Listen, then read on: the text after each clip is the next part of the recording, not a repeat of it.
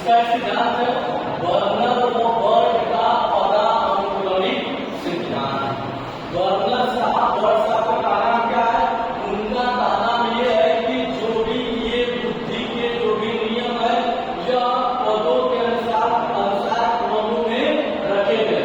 उन्होंने सबसे पहले वह जी वाले सामान्य वाले भाग को पहले रखा।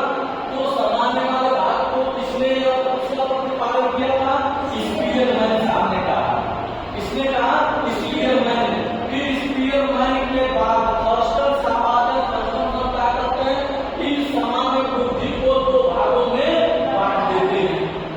थर्स्टन साहब आकर कहते हैं कि सामान्य बुद्धि को कितने भागों में बांटते हैं? कहते हैं देखा स्पीयरमैन चाचा तो सामान्य विशिष्ट करेगा सामान्य दो तरीके के भाई पहले ठीक है भाई थोड़े बात से थोड़ी बता कैसी रही।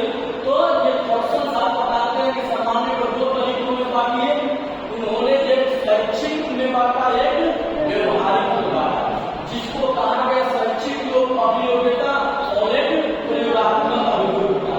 जब थार्नडाइक साहब आए उन्होंने कहा कि देखा जा ये कई भाग में निपटा जा रहा है, दो भाग में अब हमें बहुत मतलब कि बहुत ज्यादा में निपटाए। इसने कहा इसलिए उन्होंने बहुकारक का सिद्धांत दिया। उस बहुकारक में कहा था शैक्षिक अभियोग्यता को उन्होंने तीन भागों में बांटा। पहला बांटा तार्किक, दूसरा बांटा संख्यात्मक और तीसरा बांटा शाब्दिक। जब वो व्यवहारिक में जब हम आए तो उसमें बांटे हस्त द्वारा, यांत्रिक और रासायनिक। किसने बांटा? थार्नडाइक साहब ने बहुकारक का सिद्धांत दिया। उन्होंने थॉमसन साहब को कहा कि आप जो दो भागों में इस तरह से कर रहे हैं इन दो भागों के ऐसे नहीं रह सकते बुद्धि का परिणाम। उन्होंने कितने भागों में बांटा? छोटे छोटे 6 भागों में बांट दिया। उन 6 भागों में कैसे बांटा? जो थॉमसन साहब ने जिस बुद्धि को दो भागों में बांटा था, एक शैक्षिक योग्यता में, एक व्यवहारिक योग्यता में, तो उन्होंने शैक्षिक योग्यता में 3 भागों में बांटा और इनको प्रयोगात्मक योग्यता को 3 भागों में बांटा। तो दोनों मिलकर के बहुकारक हुए ना। तो उनका यह नाम था इसमें कि सबसे पहले जो इस बुद्धि वाले लोग होते हैं वो तार्किक होते हैं, तर्क करते हैं। उनमें संख्यात्मक जो बुद्धि होती है, काम करने की बुद्धि होती है, जो लड़ाक जो बुद्धि होती है, सोचने समझने की बुद्धि होती है, संख्यात्मक होती है। और क्या होते हैं? शाब्दिक होते हैं, जिनके पास शब्दों का भंडार होता है। उन्होंने इसको शैक्षिक योग्यता में रखा।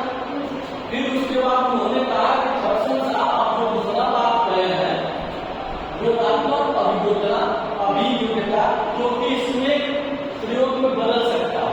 अगर तर्क नहीं होता है तो उसमें कुछ नीचे ऊपर हो सकता है, अगर संख्यात्मक है सब कुछ चीजें हो सकती है। लेकिन जब प्रयोगात्मक में आएंगे, अगर पहली बार प्रयोग करके उसकी निष्पत्ति, उसका निष्कर्ष अगर 2 आया है, किसी जाल में, किसी प्रयोगशाला में, किसी प्रयोगात्मक विधि से कुछ अगर हम निकाल रहे हैं, उसका निष्कर्ष, उसकी निष्पत्ति यदि 2 बार आया है पहली बार में, फिर उसके बाद प्रयोग करने पर तीसरी बार भी 2 आया है, चौथी बार भी 2 आया है, तो माना जाएगा कि क्या है? सही है। इसलिए उन्होंने प्रयोगात्मक अभियोग्यता को 3 भागों में बांट दिया, हस्त द्वारा, फिर यांत्रिक द्वारा, फिर रासायनिक द्वारा। तो इस प्रकार से वर्नर और बर्ड साहब का पदानुक्रम सिद्धांत है। उन्होंने सबसे पहले किस पर काम किया? स्पीयरमैन के द्वारा दिए गए सामान्य और विशिष्ट बुद्धि पर। उसके बाद उन्होंने फिर उसके बाद क्या किया? किसने? वर्नर और बर्ड साहब ने। उन्होंने थॉमसन साहब द्वारा दिया गया शैक्षिक अभियोग्यता प्रयोगात्मक पर कार्य किया। फिर उसके बाद थार्नडाइक साहब का नंबर आया, उन्होंने क्या किया? बुद्धि को बहुकारक बता दिया। क्या बता दिया? बहुकारक बता दिया, क्योंकि स्पीयरमैन सामान्य और विशिष्ट निपट गए थे। उसके बाद थॉमसन साहब आए तो 2 भागों में निपट गए थे।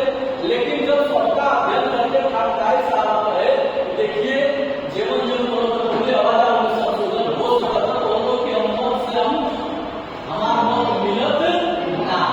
ये वजह से हमारा सिद्धांत रही वो बहुकारक का सिद्धांत कहल जाए। शैक्षिक योग्यता में भी 3 भागों में उन्होंने बांट दिया और प्रयोगात्मक अभियोग्यता में भी 3 भागों में बांट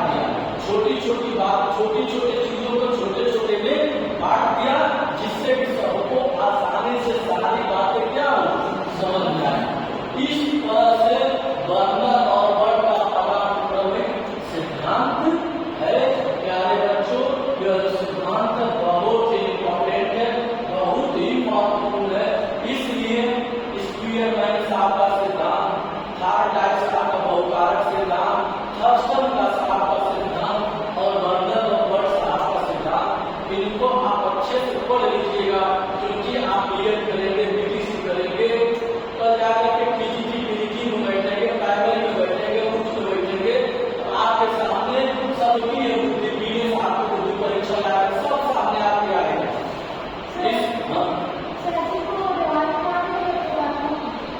सच्ची की है और वेदांत जो कि वेदांत को बदल नहीं सकता। वही तो बताया जो हम वेदांत करेंगे, जो हम वेदांत के माध्यम से किसी चीज का परीक्षण करेंगे तो उस परीक्षण में उसकी निष्पत्ति या निष्कर्ष मान लीजिए दो आ रहा है, किसी ने कहा कि आप परीक्षण सही नहीं किया है, अब हम परीक्षण करके आपको दिखाएंगे, वो भी परीक्षण करने के लिए प्रयोगशाला में जाते हैं और वो परीक्षण करते हैं, परीक्षण के बाद उनका भी निष्कर्ष अगर दो आता है तो कहने के आपका परीक्षण क्या है, सही। ठीक है, ये रहा। धन्यवाद।